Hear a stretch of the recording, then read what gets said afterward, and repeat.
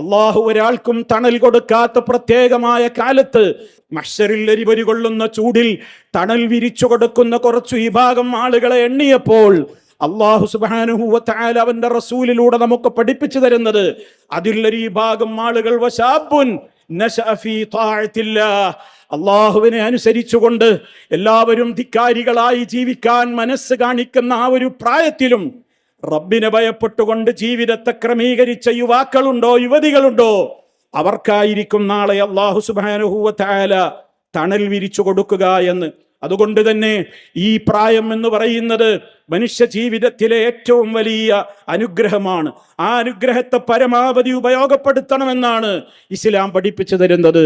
ഇഗ്തനിം, നീ ശരിക്ക് ചൂഷണം ചെയ്തോളൂ, 5 കാര്യങ്ങളെ നീ ശരിക്ക് ഉപയോഗപ്പെടുത്തിക്കോളൂ എന്ന ഹദീസിൽ കാണാം.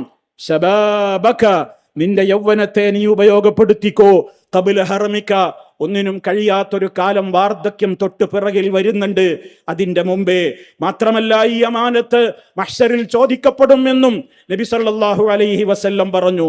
വെച്ച കാലം മുന്നോട്ട് വെക്കാൻ സമ്മതം കിട്ടാത്ത മഹ്ശറിന്റെ ആ പ്രത്യേകമായ ഭൂമിയിൽ വഅൻ ശബാബിഹി ഫീമ അബ്ലാഹ്, എന്തിലാണ് അവന്റെ യൗവനത്തെ അവൻ തുലച്ചത്, നശിപ്പിച്ചത്, ചെലവഴിച്ചത് എന്ന് പരലോക കോടതിയിൽ പ്രിയമുള്ളവരെ ഓരോരുത്തർക്കും ചോദ്യമുണ്ടാകും എന്ന് നമ്മൾ പഠിച്ചു മനസ്സിലാക്കി വെക്കണം. സോഷ്യൽ മീഡിയയിൽ റീൽസുകളിലൂടെ ഹോമിക്കപ്പെടാനുള്ളതല്ല നമ്മുടെ ജീവിതം എന്ന് നമ്മൾ മനസ്സിലാക്കണം. കളിതമാശകളിൽ കഴിച്ചുകൂട്ടേണ്ട കാലമല്ല യൗവനം എന്ന് പഠിച്ചു വെക്കണം. നാശത്തിന്റെ പടുകുഴിയിലേക്ക് വീഴാനുള്ള കാലമല്ല യൗവനം എന്നും തിരിച്ചറിയണം. ആഘോഷിച്ച് തീർക്കാനുള്ള പ്രായമല്ല, മറിച്ച് ആസൂത്രണം ചെയ്ത് നിർമ്മിച്ചെടുക്കേണ്ട ഒരു ഭാവിയുടെ രൂപരേഖയാണത്. ശരീരത്തിന് ആരോഗ്യവും മനസ്സിന് ബുദ്ധിക്ക് നല്ല തെളിച്ചവുമുള്ള ഈ കാലഘട്ടത്തിൽ ഓരോരുത്തരും വിതയ്ക്കുന്ന എന്തെല്ലാം നന്മകളുണ്ടോ അത് വിളവെടുപ്പുവാൻ സാധിക്കുന്ന ഒരു ജീവിതം ഒരാൾക്കുണ്ടായി കഴിഞ്ഞാൽ ഇഹലോകത്തും പരലോകത്തും അവന് നന്മയിലൂടെ മുന്നോട്ട് പോകുവാൻ സാധിക്കും. അതുകൊണ്ട് തന്നെ എല്ലാ അർത്ഥത്തിലും നന്മകളുടെ കൂടെ ചേരാനേ യുവാക്കളെ സന്നദ്ധരാകാവൂ. ഒരു തിന്മയുടെയും കൂടെ കൂടികളാവാൻ പാടില്ല. വതആവനൂ അലൽ ബിർരി വത്തഖ്വ, പുണ്യത്തിന്റെയും തഖ്വയുടെയും ഭക്തിയുടെയും മാർഗങ്ങളിലെ മറ്റുള്ളവരുമായി സഹകരിക്കാവൂ.